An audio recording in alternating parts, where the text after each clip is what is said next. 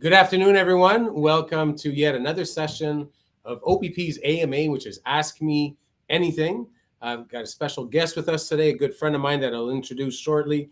I want to remind everybody that we're broadcasting, as always, from the city of Aurelia, where our general headquarters is situated. Now, something interesting about where our building is, it sits on the traditional lands, the Chippewas of Rama. We were just in Rama this morning for a career fair. If you've never been, it's just outside of Aurelia, beautiful little community. And I want to remind everybody, you'll notice I'm wearing this orange ribbon today.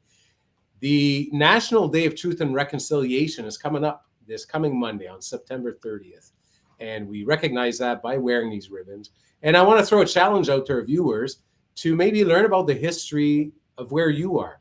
Learn the history about the land where it is that you live or where it is that you work. You'd be surprised how much history there is in Ontario and what we can learn from that history. So something to keep in mind. National Day of Truth and Reconciliation is coming Monday. With us today, my good friend Jennifer Lebel, who's a French language services coordinator or director. Jen and I go way back. We've been friends for many years. We've worked together. Jen, tell us a bit about yourself and how your journey in the OPP began. Well, thank you, Vinny. First off, I should say happy Franco-Ontarian Day, being September 25th.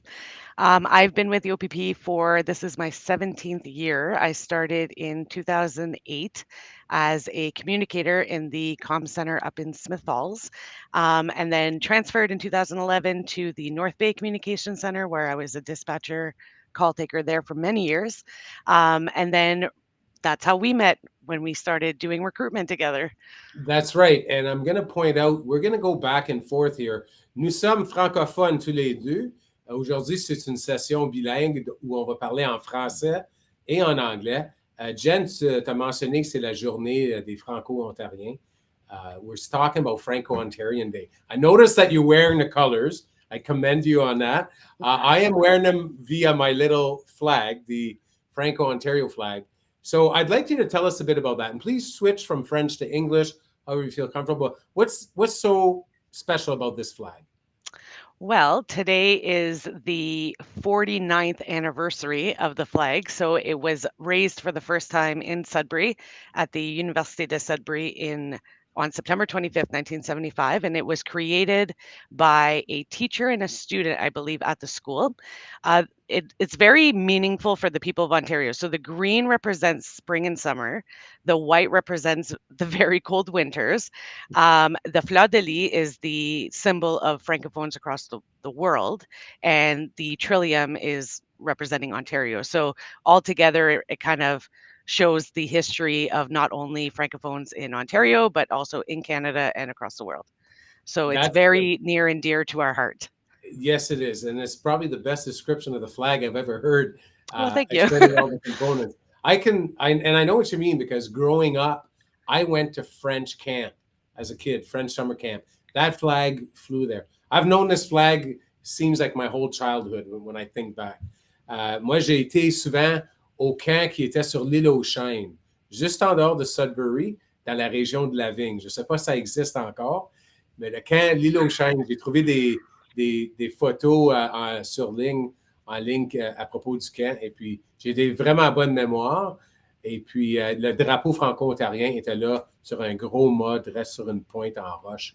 Je peux encore voir qu'est-ce que ça avait de l'air. Peux-tu nous dire un peu en français l'histoire du drapeau que tu viens Oui. juste de nous expliquer? Donc, le drapeau a commencé ou a été élevé pour la première fois à l'Université de Sudbury en 1975. Donc, l'année prochaine, c'est le 50e anniversaire.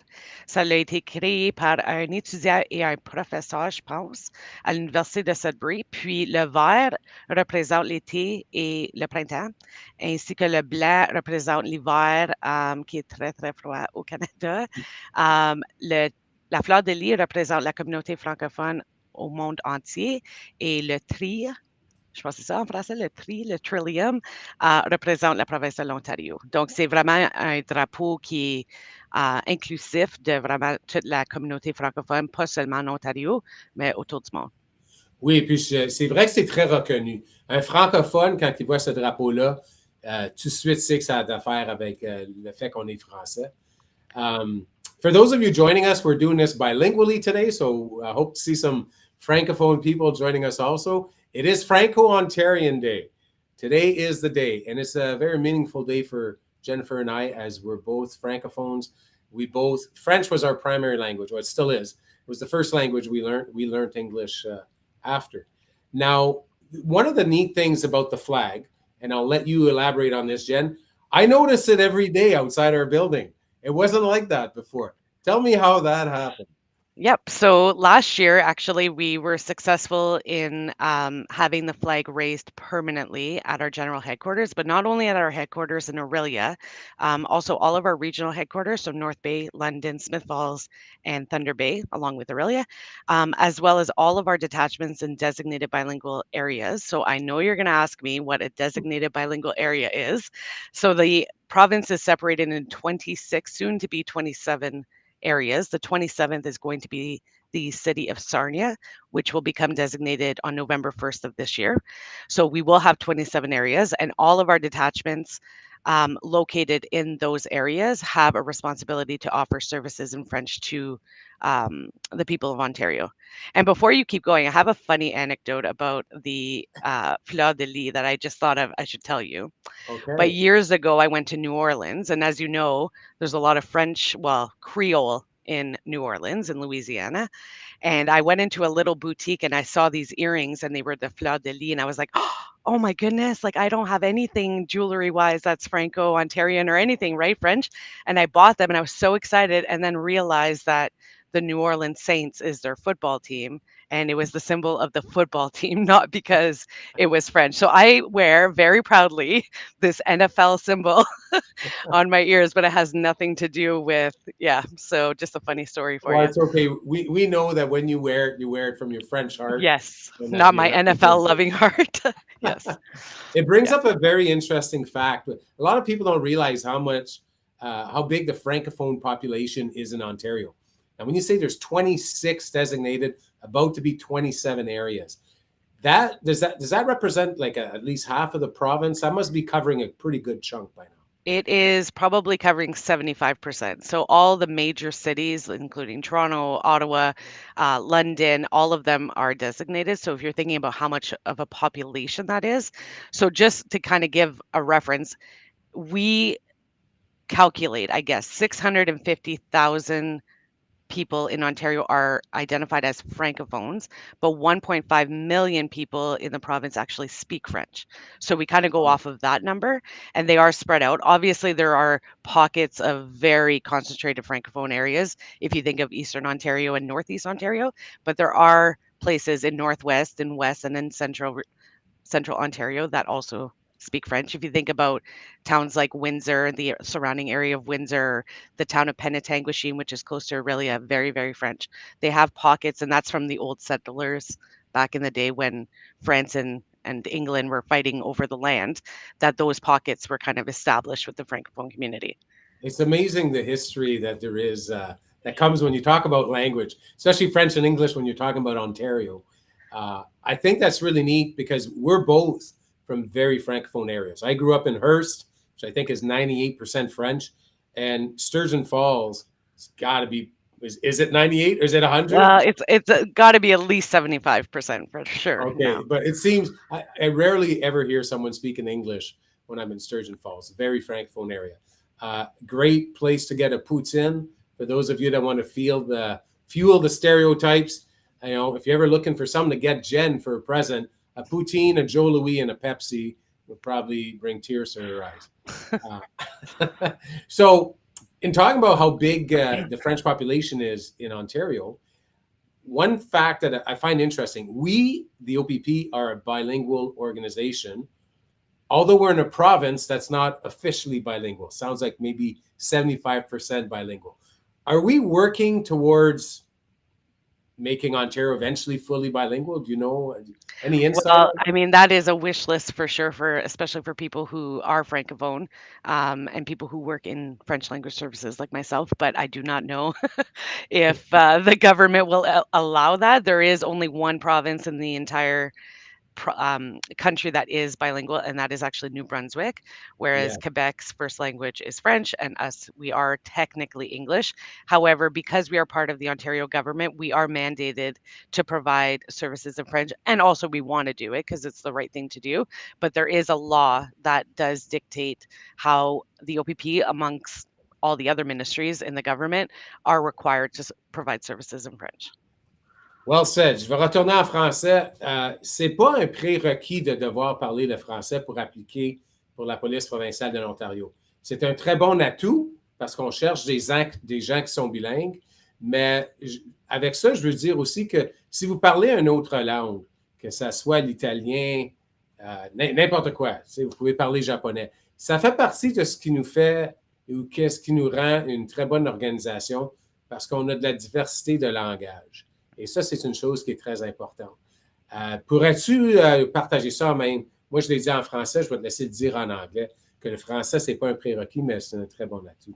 Yeah, for sure. So I'm going to answer in English for those who didn't catch what Vinny just said. But basically, being French is not a requirement to get onto the job. However, we do have bilingual positions that we are looking to fill.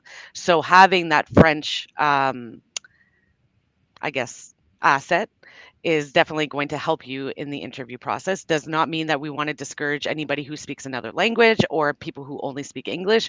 We need people from all walks of life and all different type of skill set. However, we are looking for officers, both uniform and civilian, that speak French. So it is not a requirement, but it's definitely an asset to have it. And it's neat how if you speak any other language is really an asset. I would Absolutely. say Ontario is a tapestry of diversity, and it's not just what makes us diverse is not just the color of our skin and of our hair, but it's the sounds of our voices. It's part of our diversity, and everyone brings some type of diversity, whether it's with their skills, with their language. I want to remind everyone to take the time to visit opp.ca. Questions do come up about our interview process and how do I go about this? opp.ca is a great resource where you'll find probably a lot of the information that you're looking for. It's where you can sign up for an event or you'll see events like this being advertised. And Jen, I'll let you say that in French to our French audience. I saw one of the questions that came up here that we should definitely answer. But pour le monde qui veulent appliquer sur ou qui pense appliquer à la police provinciale, toutes nos infos, toutes les tips comment appliquer sont tous sur notre site web. Donc, je vois des questions à propos de le procédé d'entrevue, des affaires de même, toutes l'information sur comment appliquer, comment se préparer, faire certain que tu sais, en anglais, on dit ton competitive best, ça va tout être écrit sur notre site web. C'est vraiment la place pour avoir les réponses à vos questions. Très bien dit. Now, let's take that question. I think we're looking at the same one. How could someone demonstrate their level of French fluency on their application? Jen, how would one go about doing that? So there's not really a way to demonstrate your level. However, there is a part on the application that it will ask you, do you speak any other languages and at what level? So fair, proficient, fair, and poor, limited, mild. There's the bottom one, yes, Yeah. Or not at all. So what we do ask though is that you will be tested by a ministry accredited designation testing company. So people who sometimes think, oh well, I'm going to write down that I'm French because they just said that they're looking for French people and that'll get me through the process faster. It'll look worse on you if you do that and then we find out that you're lying about it. So you do, in terms of fluency, I mean, writing in French is difficult for most francophones. Sorry, the light just went off in the detachment, but we're going to keep going. I can still see you. Perfect. So they now I lost my train of thought. The light totally screwed me up. You're talking about how people say that they're French, but they're not. How do we test? Sorry. So we're not looking for written French. There are very specific positions within the OPP that have a written component to it. Frontline officers are not those people. It's people like translators and such.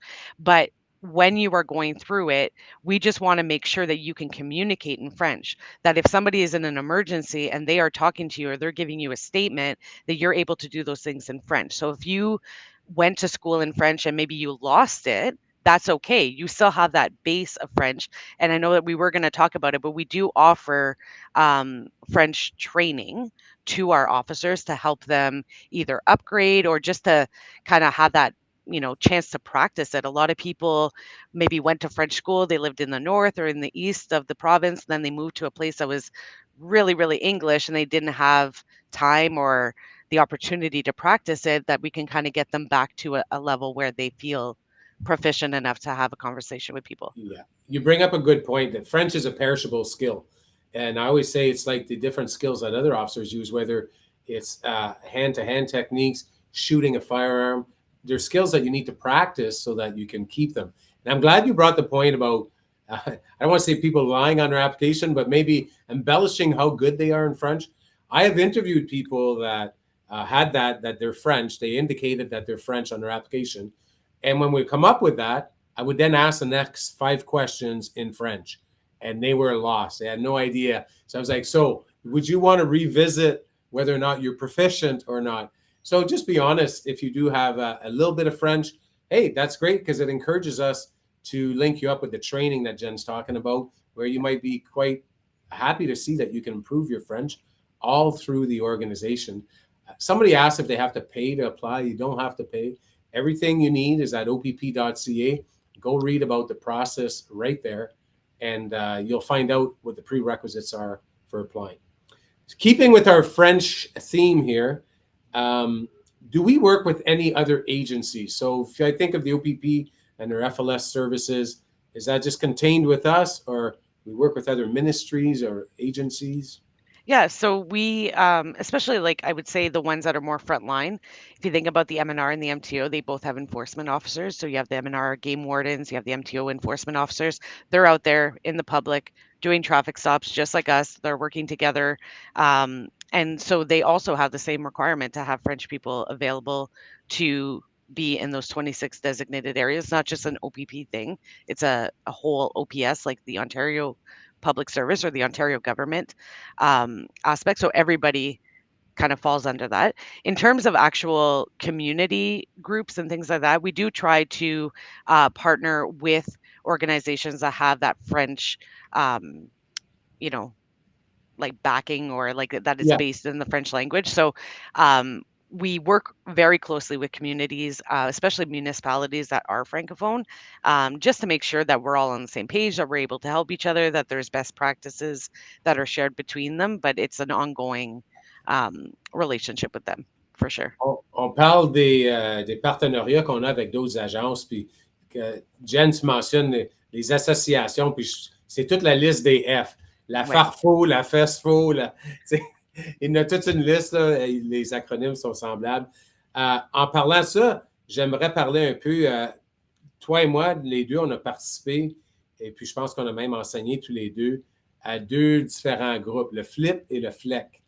Le FLIP, qui en anglais est French Learning Institute of Professional Development, c'est une conférence d'une semaine où on peut pratiquer notre français. Puis ça a d'affaire avec le système juridique, judiciaire, où il y a des policiers, des couronnes, des juges de paix parfois. Peux-tu nous parler un peu à propos du FLEP? Tu peux le mélanger anglais-français comme tu veux. Oui.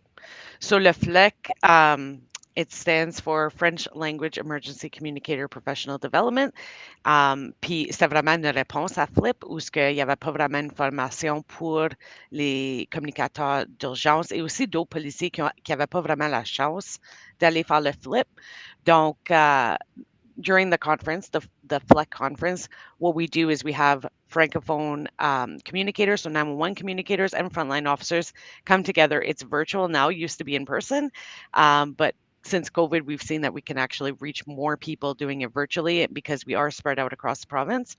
But basically, what they're doing is they're getting some French language training. They're talking about different case studies that have happened in French where the entire conference is in French, and it gives an opportunity for people to meet each other, get together, talk about things that are important to French officers or French members of the OPP. But it is an annual thing. And if either of you on this call are successful in getting in and you speak French, we would love to have you at the next conference because they are going to. Someone is speaking in your headset live to you in English or in French, and you are typing it in English simultaneously. That's not as easy as it sounds. And I even hazard to say you almost have to be born and raised in French to be able to do the math that quick from the head to the fingertips. And you know exactly what I'm talking about, Jen. 100%. It is a skill that is hard to teach somebody for sure. I mean, it does take practice, but there's been mistakes where I'll put bleu instead of blue. Like I'll mess up the letters because I'm writing it so fast. But at the same time, it's such an amazing service that you're giving the francophones that if they're calling 911 and they're in an emergency, you'll note anybody who speaks another language that their first language is not English. I think we're all the same. If you're in a stressful situation, you automatically will default back to your native tongue, like your mother language or mother tongue. So you will start talking in English, but then you'll flip and you'll go to a different language. And for the people who are around you who don't speak that language, they're wondering what happened, but it's just the way that your brain is wired that when you are stressed, you are going to go to that. So I think it's amazing that there is an opportunity that we have that capability to offer services in French like that. Now, for other languages, for anybody who wants to know, we do have access to a language line service that would help us. So if somebody were to be a visitor to Canada, let's say, and they didn't speak French or English, we do have the capability of helping them as well. So that's a really cool service that we have. Yes. So again, for anybody who's writing in about they want advice on how to prepare for an interview or what type of stuff they're going to be asked, opp.ca is your resource where you can go and find all kinds of information. Jen, je veux continuer sur un petit fil que tu as sorti. Tu parles de la formation qu'on fait en français. Je t'avais préparé quelques cours, toi. Spécifiquement, ça avait d'affaires, je pense, avec les patois. Parce que les gens parlent différemment à Hawkesbury qu'à Hearst, disons. Mhm. Est-ce que ce cours-là, a-t-il été fini? Est-ce que c'est quelque chose qui fait partie de la formation maintenant? Oui, donc c'est fini, puis c'est sur le réseau canadien du savoir policier, CPKN, sauf que c'est seulement ouvert à les membres de l'OPP. Donc, il y en a des cours sur CPKN, garanti, il y a une liste de monde qui nous écoute aujourd'hui qui prend des cours sur CPKN à cause sont ouverts au public, puis, tu sais, pour s'améliorer. Mais le cours, là, spécifiquement, c'est à propos de les dialectes français. Donc, OK. tu auras des dialectes de la Belgique avec ta famille sur la vidéo. Il y avait des dialectes de le monde de Hearst, le monde de Penetanguishene, de Hawkesbury, de Sturgeon Falls. Donc, vraiment, il y avait comme des différentes langues, for sure. Mais éventuellement, on aimerait ça que ça soit public, que le monde peut le faire. So we're talking about the French training, and it's pretty interesting how Jenna designed a course which dealt with French dialects. And I think a lot of people don't realize how complex French is. In English, and I don't want to say English is a simple language to learn. French is just, I always compare that in English, you've got all your basic colors. You got blue, red, orange, yellow, brown, black. And in French, you've got all those same colors. We have 4 shades for each, though. We have light blue, dark blue, navy blue, royal blue, and standard. So it gets a lot more specific and detailed. And Jen was part of forming some of those courses.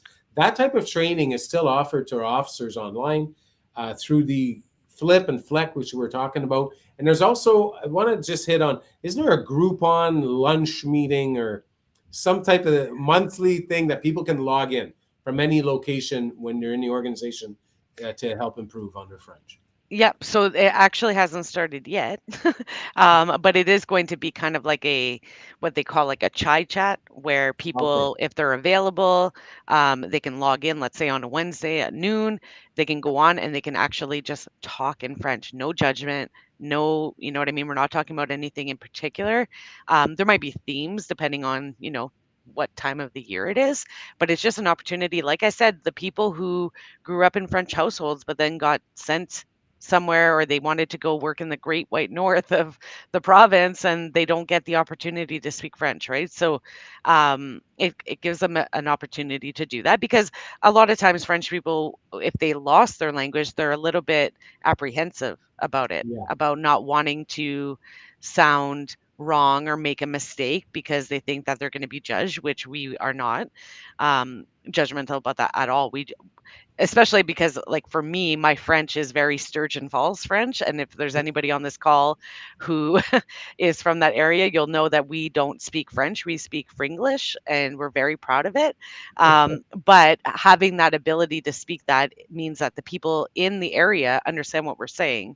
Whereas, if you're born and raised in the Quebec area, or, like, in the province, then you might wanna, like, go to Hawkesbury, because then the French is gonna be very similar too, right? So, if it Yes, makes sense.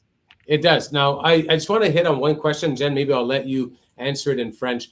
Someone's talking about mental health on the job, and if we have any suggestions. I definitely would say, if you're thinking of applying, you want to make sure that you're not just physically fit, that you're mentally fit.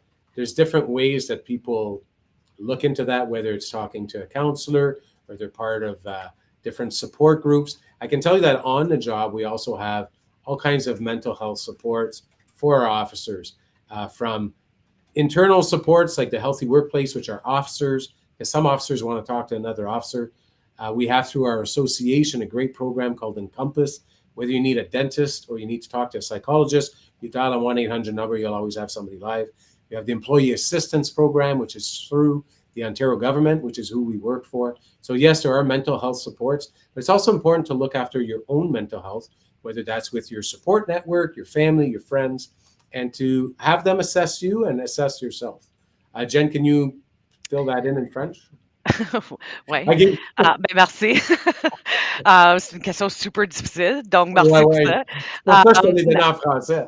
Non, ben, pour la madame, qui a demandé la question à propos de la santé mentale, c'est une très bonne question. Nous autres, on a du support, pour nos policiers, pour nos membres civils. Vraiment, il y a 3 volets, je dirais, pour la santé mentale. On a le celle qui est à l'interne, qu'on appelle ça le Healthy Workplace Team, où ce que c'est un groupe de policiers et du monde civil, les 2, qui travaillent avec nos policiers. Puis souvent, ça va être comme après un appel super comme chargé, où ce que, tu sais, il y a quelque chose de très difficile. À cause, comme vous le savez toutes, que, tu sais, être policier, c'est pas toujours facile. Le monde n'appelle pas le 911 quand ils sont contents. C'est quand ils vont vous appeler quand c'est la plus mauvaise journée de leur vie. Donc, il faut, tu sais, après un temps, là, ça vient beaucoup. Donc, être capable de parler à nos policiers ou quelqu'un à l'interne, ça nous aide. À travers notre association, il y a aussi le programme Encompass. Je sais même pas c'est quoi en français, mais vraiment, c'est un groupe qui vous donne accès à des psychiatres, puis comme des services de thérapeute, I guess, vraiment, là. Puis là, le troisième, c'est à travers le gouvernement. Puis ça, c'est pour tous les membres de l'OPP. On a différentes associations dans l'OPP, mais ça, c'est ouvert à tout le monde. Donc, on a beaucoup de ressources.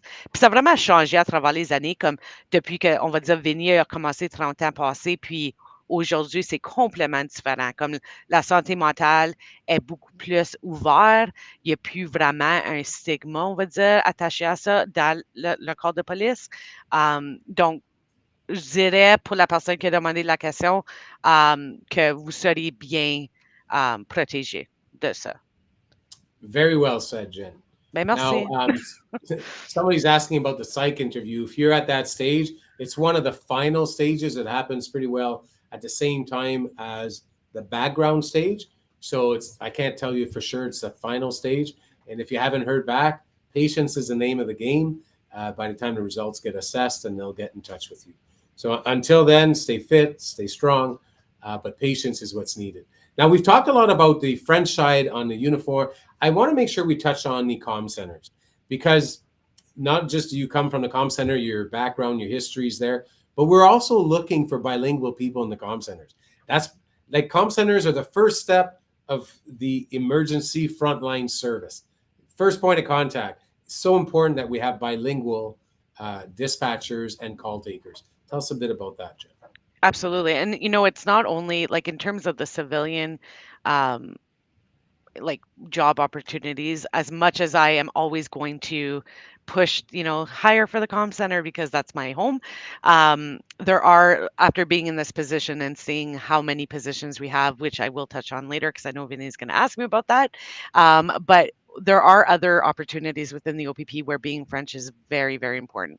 If you think about the detachment admin clerks at a detachment located in a bilingual area, other than the comm center being that first point of contact between the public and the police, the other option is in person at a detachment. So if you are located in a very francophone community, you would want your first point of contact at that detachment to be bilingual. So having a bilingual detachment admin clerk, like, I guess it would be the equivalent. I don't want to call them secretaries because they do a lot more than that, but it's that type of position, administrative position, is very, very important.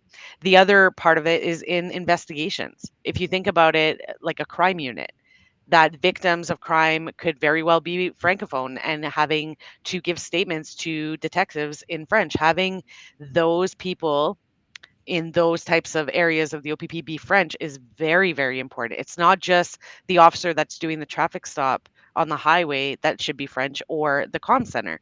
It's really across the board in the organization that there are requirements to be French because it's the right thing to do and because it's the law. So there's kind of like two sides to that. But in terms of the comm center, because we actually provide 911 services not just to detachments that we police, we also provide 911 services to municipalities that are policed by other agencies. So having that ability to answer the phone in French is extremely important because, like I said earlier, if you are in an emergency, chances are you're going to revert back to your native language. So you're going to want to be able to communicate and tell people exactly what you need. I'm going to follow your segue there because you touched on designated positions, les Yes. positions désignées françaises. So, can you tell us how many designated French positions there are? And give me a bit of an explanation. Like, what does that mean? What does that look like? How do they decide that? They throw darts at a map of Ontario, Well, or maybe. And it's funny because I actually asked this question yesterday from the ministry to find out how many designated positions are there in the government. I don't know the answer, but I do know that 40% of this mystery number is in the justice sector. And of those, we in the OPP have the largest. So we have over 500 positions across the province that are designated bilingual. So what that means is that the person who's in that position has to have an accredited certificate from a designation testing company to ensure that they're able to provide services in French. So these positions are like the detachment admin clerks, the comm centers, sergeants, constables, staff sergeants, some inspectors, some superintendents across the board, across the province as well. Like there is obviously going to be more designated positions in a detachment like Hawkesbury versus maybe one like the Midland Penetanguishene area. Both francophone communities, but Hawkesbury is much more concentrated as being francophone. So these positions are spread out. In terms of how they determined it, I believe it was probably based on the population of French.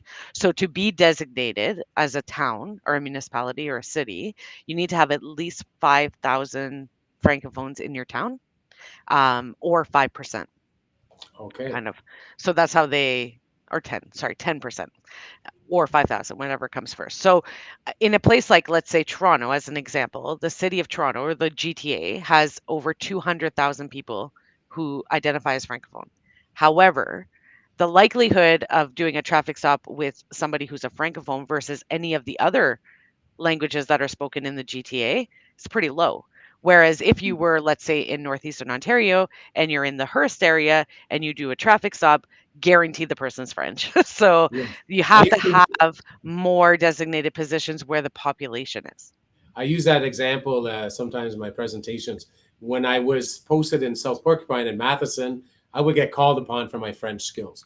We bordered with the province of Quebec. There was a lot of francophones. When I worked in Toronto for 3 years, not once was I asked for my French skills. But there was a guy on my shift that spoke Mandarin, Leon, great guy. He's eligible to retire soon also.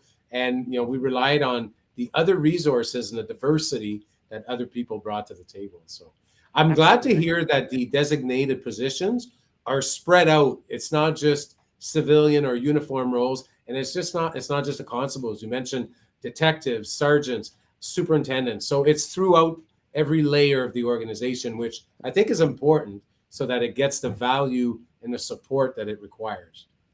Absolutely. Definitely. Um, is there anything, Jen, that you want to touch on? If you could give advice to somebody, and I'm going to take it, give us your comm center, because I know that you were part of the hiring with them also. If someone's thinking of applying to become a dispatcher or a call taker, what's the best advice that you could give them? And if you can tie in something about if they have a French skill, how to showcase it. Absolutely. I mean, the application for the comm center is very, very similar to the uniform one. The only part that they don't actually go through is the fitness. Everything else is the same, whether it be the psych test, whether it be the background test or background test, the background section, security background check, all of that is exactly the same. So we don't do the fitness part, but the application is very, very similar. So at that part where for constable, where it says, do you speak any other languages? And if it's fair.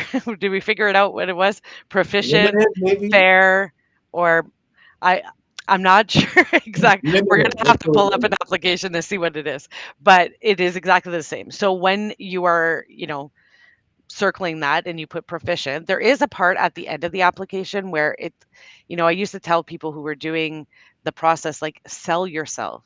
Like, that's the time for you to shine and that we're going to remember your application because everybody else who doesn't fill that part in might have great skill sets. But if you're not able to showcase it because you don't have the opportunity to give a resume with a cover letter like other jobs. So that cover letter usually is like, this is when I'm in a tell them exactly why they should hire me. And other positions within the OPP, once you're in, do have that where you are putting a resume and a cover letter together. But the comm center and constables are completely different. They are hired directly. You're not going through a third party to get hired. You are filling out an application. Everybody has the same application. Everybody has the same chance of getting in based on what they're going to write there. It's very difficult to shine when it's an application like that. So at least on the comm center side, you do have a box at the end of, give additional details. Use that time. Say all of the things that you have done, whether it be volunteer work, whether, any like experience with communication or stressful situations. And then the French part, that's where you're going to really showcase. I did all of my schooling in French and I'm like active in the Francophone community. I use it all the time. I have a daughter who's 5 and she goes to a completely French school. Like, that's the type of stuff that we want to hear. We want to know that you have those specific assets and skills, and that is your time to shine. Now, Jen, is the comm center accepting applications year round like Yes. we do in the uniform side? Yes. Okay, good. I All the wanted time. to. There So, are vacancies at all 4 communication centers, which are in Thunder Bay, North Bay, London, and Aurelia. so someone's asking when's our next intake. We do 4 intakes a year, but the application process, it's a big machine. It's a conveyor belt that rolls all year. Same thing with the comm centers. I want to let everyone know, remind them, go to opp.ca. That's where you'll find some information. Go opp.ca/careers. Look at the resources that are there. Look at the job opportunities, whether they're uniform or civilian side. We always have events coming up. I'd encourage you to follow us on social media, and make sure you visit the website. Sign up for an event. There's an information session coming. It'll be posted tomorrow, October 22nd, which will be my last one that I'm going to do here in Aurelia. So I want to encourage people to get involved that way. Take use of the resources that we put out there because it'll really be a good help. Jen, I want to thank you so much for spending that time with us, for all the good advice. Final word I'm giving you to promote French. Actually, I'm going to take this opportunity to thank you, Vinny, because you have been not only a great voice for uniform recruitment, but your work with French language services throughout your career has been instrumental in getting us where we are today. And just so happens that this morning I spent time with the ministry on Franco-Ontarian Day, and everybody talked about how much we're going to miss you in the French world. So thank you. Merci beaucoup pour ton dévouement à la langue française. Et on espère que vous aimez votre retraite. Félicitations. Merci, Jen. Thank you so much, Jen, for those kind words. I know that even though I'm retiring, it's not like we're going to lose touch, and I plan on staying involved with French language services and French groups. So for those of us that joined us today, thank you so much for coming. Again, opp.ca is where you will find all the information that you need. Don't forget about National Day for Truth and Reconciliation coming up this Monday. Today, celebrate with us Franco-Ontarian Day. And until we see you again, I'd encourage you to apply. We are hiring. opp.ca. Today could be the first day of the rest of your life.